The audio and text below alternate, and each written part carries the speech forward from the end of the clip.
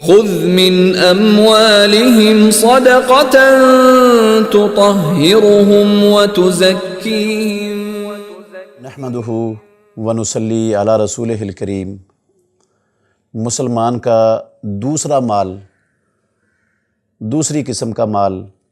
جس پر زکوٰۃ فرض اور واجب ہے وہ ہے سامان تجارت۔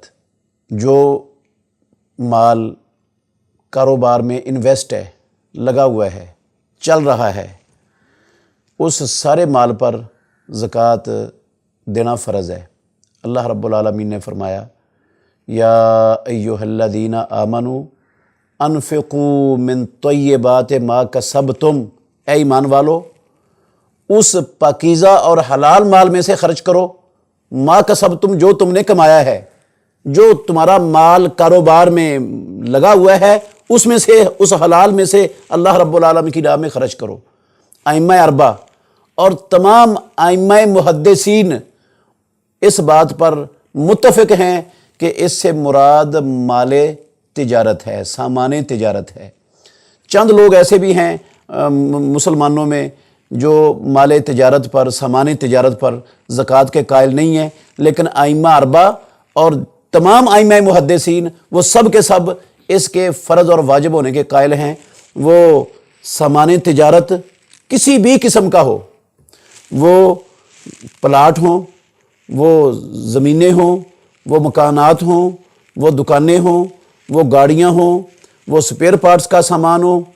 وہ کپڑے ہوں، وہ فرنیچر ہو، وہ کریانے کا سامان ہو، وہ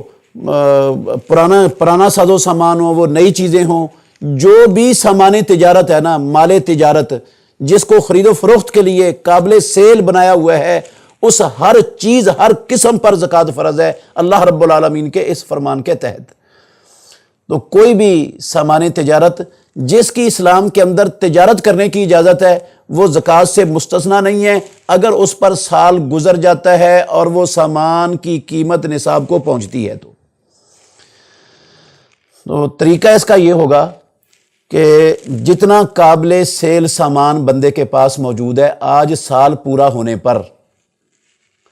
اس کی موجودہ قیمت خرید نہیں، اس کی آج موجودہ جو قیمت ہے اس قیمت کو آپ معلوم کر لیں، موٹی آج اس کی قیمت کتنی ہے۔ جتنا سامان قابل سیل ہے، چاہے وہ خام مال کی شکل میں ہے اور چاہے وہ پروڈکٹس کی شکل میں ہے، اس کی قیمت ہو گئی۔ نمبر 2، اس کے اندر جو کیش آپ کے پاس ہے وہ کیش اس کے ساتھ جمع کر لیں۔ نمبر 3، جو پیسے آپ نے لوگوں کی طرف آپ کے ادھار ہیں، آپ نے لینے ہیں لوگوں سے، کریڈٹ ہیں، ان کو بھی اس کے ساتھ جمع کر لیں۔ یہ 3 چیزیں جمع ہو گئیں۔ کل سامان تجارت، پروڈکٹ اور خام مال کی قیمت، موجودہ کیش اور جو لوگوں سے لینے ہیں، یہ تینوں اماؤنٹیں جمع کرنے کے بعد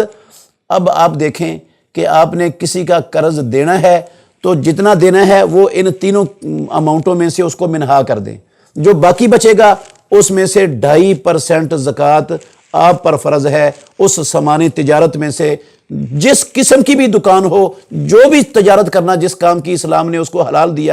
قرار دیا ہے، اس میں سے زکوٰۃ ادا کرنا لازم ہے۔ البتہ فیکٹری، دکان، ان کی عمارتیں، ان کے پلاٹ، ان کی مشینری، ان کا فرنیچر اور ان کی گاڑیاں، ان کے استعمال میں آنے والی گاڑیاں، یا جو بھی ساز و سامان ہے جو قابل سیل نہیں ہے، صرف ان چیزوں کو تیار کرنے میں، سیل کرنے میں استعمال ہو رہا ہے، ان کے اوپر زکوٰۃ نہیں ہوتی، ان کو حساب میں شامل نہیں کیا جاتا۔ حساب میں شامل صرف اس مال کو کیا جاتا ہے جو قابل سیل ہے۔ اسی طرح سال کے دوران جو آپ نے گھر بنا لیا،